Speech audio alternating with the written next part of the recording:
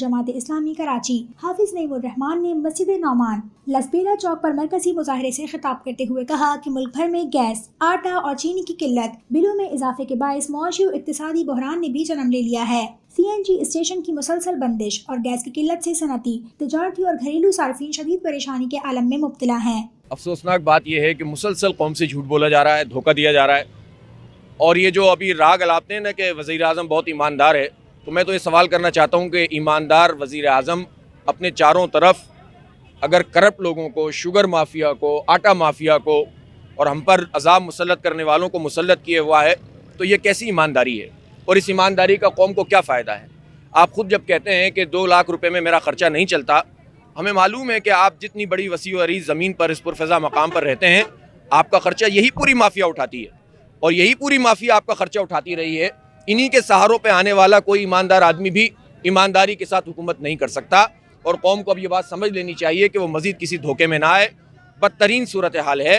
حکمران اپنی کرپشن اور نااہلی کو چھپانے کے لیے سارا بوجھ عوام پر ڈالتے جا رہے ہیں۔ انہوں نے کہا کہ حکمرانوں کے ماتحت اداروں میں بدعنوانی کے باعث ملکی معیشت تباہ ہو چکی ہے۔ حکمرانوں کی کرپشن اور ناقص پالیسیوں کے باعث بے روزگاری اور مہنگائی میں تیزی سے اضافہ ہو رہا ہے۔ اور ہمارے تمام اداروں کے اوپر IMF کے ملازمین کو رکھ لیا گیا ہے، گورنر اسٹیٹ بینک ہوں یا ڈپٹی گورنر ہوں یا ان کے تمام جو ہمارے فائنینسز کے جتنے ادارے ہیں، وہ سارے غلام در غلام اب چاروں طرف سے IMF کی ہم جو ہے وہ لپیٹ میں، اور IMF جہاں آ جاتا ہے اور جہاں پر لوگوں کو گھیر لیتا ہے، وہ ملک کبھی آباد نہیں ہوتا، برباد ہی ہوتا ہے۔ اور عمران خان صاحب کتنا بھی دھوکہ دے لیں، صرف تقریروں سے ہی ملک نہیں چلے گا۔ آپ کو جواب دینا پڑے گا کہ آپ کے وزراء جنہوں نے آٹا کو پہلے ایکسپورٹ کیا تو کیوں کیا، اب امپورٹ کر رہے ہیں تو کیوں کر رہے ہیں، یہ قیمتیں کیوں بڑھ رہی ہیں، یہ مافیا کون کون سی ہیں۔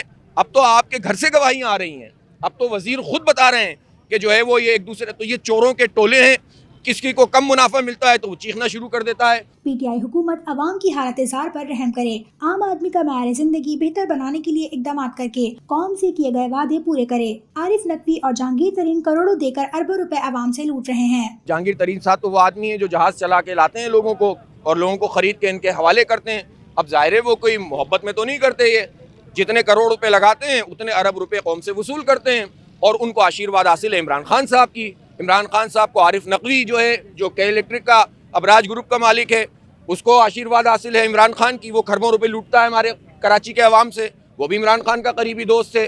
وہ جو پوری ان کی دوستوں کی محفل ہے، انجمن ہے، وہ لوٹ مار کرنے والے لوگوں کی انجمن ہے، لیکن عمران خان بہت دیانتدار ہے۔ وزیر خوراک خسرو بختیار کی اپنی شوگر ملز چل رہی ہیں۔ پی ٹی آئی حکومت نے ملک میں کرپشن کے نئے ریکارڈ قائم کر دیے ہیں۔ آپ پر ان وڈیروں اور جاگیرداروں کے کنسورشیم کو مسلط کر دیا جاتا ہے۔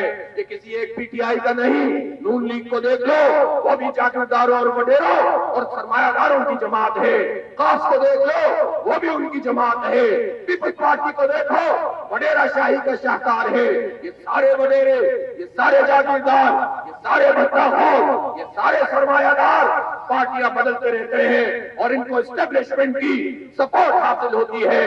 اسٹیبلشمنٹ کے ساتھ مل کر یہ پوری قوم کو لوٹتے ہیں، برباد کرتے ہیں۔ جنید مکاتی نے کہا کہ وزیر اعظم عمران خان نااہل اعظم ہیں۔ عمران خان 2 لاکھ تنخواہ لینے کے بعد بھی مہنگائی کا رونا رو رہے ہیں۔ اور پاکستان کی عوام کے پاس تو 10,000 روپے تنخواہ کے ملازم بھی نہیں ہے۔ آج اس ملک کے اندر 10,000 روپے تنخواہ کی نوکری نہیں ملتی، 15,000 روپے تنخواہ کی نوکری نہیں ملتی۔ تو کیسا وزیر اعظم ہے؟ تو مدینے کی ریاست کی بات کرتا ہے تو میں بھی تجھ سے کہتا ہوں کہ آج لاکھوں آدمی بے روزگار ہے، تجھے بھی بے روزگار ہونا چاہیے، تجھے بھی تنخواہ نہیں لینی چاہیے، اور اگر تو تنخواہ لیتا ہے تو مزدور کی تنخواہ کے برابر تنخواہ لے۔